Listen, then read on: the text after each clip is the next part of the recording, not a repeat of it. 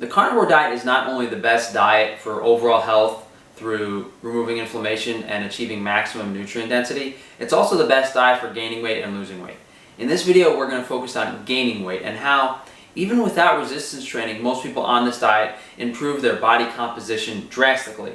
And there are a select few people who need to incorporate training and outside factors to either gain or lose weight, and that's what we're going to focus on this video, mainly the resistance training. And the reason the zero carb carnivore diet is by far the best diet for gaining weight and gaining lean body mass is because there is no other diet that allows you to maintain such a low body fat level, put on as much muscle at that rate, as well as be in optimal energy levels. To me, there's really nothing that comes close, and it really does make a lot of sense once you look into it and once you try it yourself. So the first point we need to touch on is the importance of resistance training. And you have to understand that there's a baseline of lean body mass that a natural indigenous person has. Maybe in the context of modern society, a manual laborer might have slightly more than this, but most people are below baseline in regards to lean body mass. So what we need to achieve is this amount of lean body mass as quickly and as easily as possible. Then you could maintain it, you could go into looking into other fitness routines, but at that point you will have enough lean body mass to achieve your ideal health. Then we can tackle it, if you guys want to check out the weight losing video, I'll do that one tomorrow. That might apply to some of you as well as this, because this is not only focused on gaining weight, it's mainly focused on gaining lean body mass, because that is the goal. When people say they want to gain weight, they want to gain lean body mass. They don't want to put 5 pounds of fat on their belly, at least in most cases. So the best way to achieve this lean body mass is through a high volume, high intensity hypertrophy routine. Because as you can imagine, 10 years of sedentary activity, if you're only working out for 1 hour a day, how are you going to make that up? There's routines like 5x5 and strong lifts and CrossFit, calisthenics.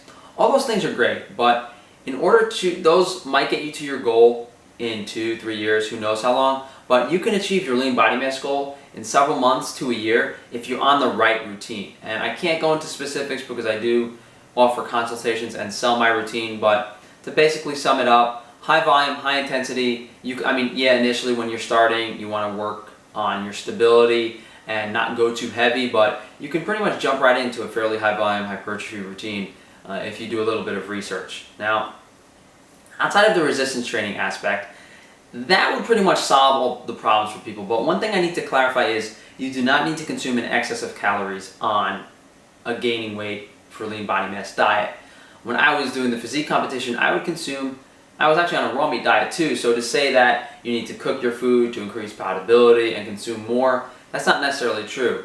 And I was eating about 1.5 pounds of muscle meat with a stick of butter and a little bit of liver and salmon roe twice a day. So maybe 3,000 to 3,500 calories per day for someone who had a very high lean body mass compared to most people. And that was adequate for me.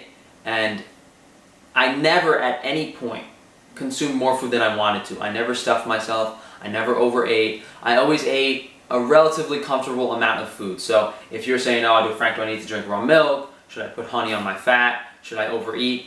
You don't need to do any of those things. And in order to explain this, I have to understand caloric allotment versus expenditure. And just because you burn and use a certain amount of calories doesn't necessarily mean that your body needs X amount more calories depending on the activity.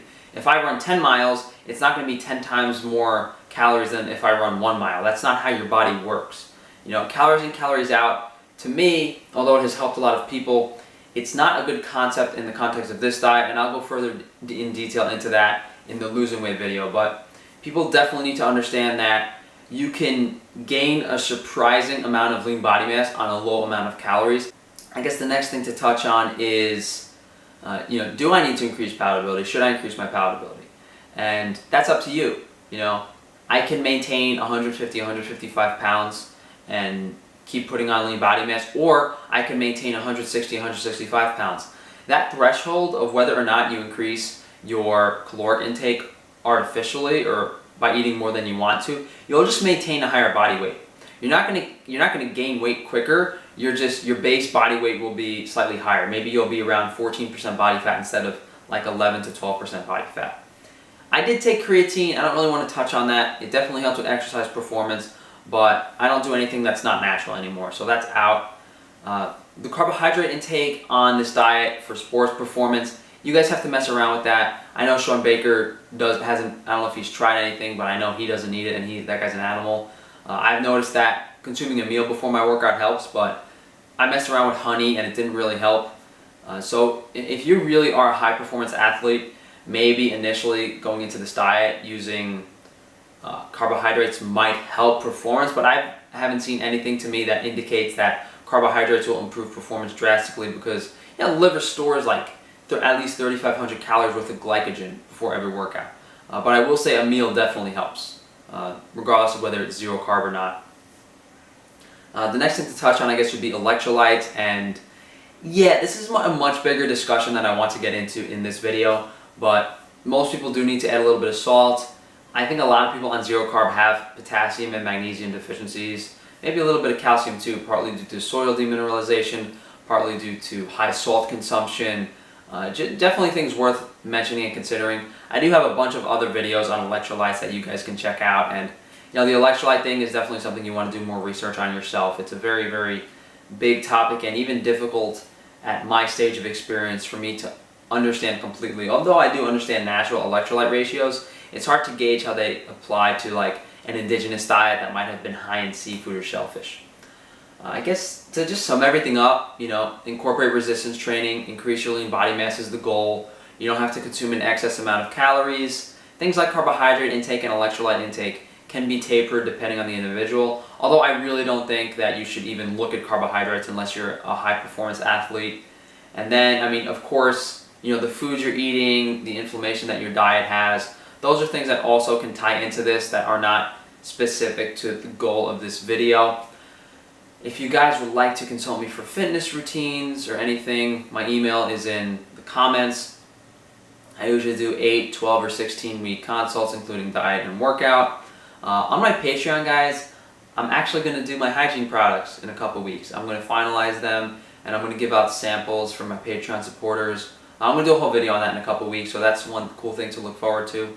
I'll show you guys my Master Chef dish. I know this is a carnivore channel, so I don't know if I should actually share or publish that video as a one-off video for a day, but it's fairly interesting with my culinary background, and definitely a lot of things to look forward to in the next few weeks to few months. So thank you guys for watching. If you'd like to support me, hey, please just share the channel. I don't really care if you guys do anything else, and hey, I guess you don't even have to do that, right? But leave a comment below. Let me know what videos you would like to see in the future. We're going to do losing weight tomorrow. We'll talk about facial development this weekend, and we'll do Frankie the Fennel is going to make a little comeback on Sunday. I'm sure you guys, some of you guys might think that's funny, some of you guys might not, but thank you guys for watching. Enjoy the rest of your week.